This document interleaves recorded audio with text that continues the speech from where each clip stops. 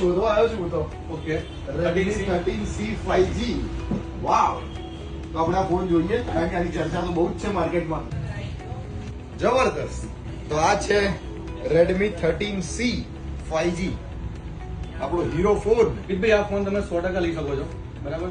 તમે થોડા દિવસ પહેલા ગાડીમાં નીકળ્યા હતા ઢાંકણું શોધવા માટે, કે ઘરેથી કીધું હતું કે ભાઈ તમે ઢાંકણીમાં પાણી લઈને ડૂબી મારો.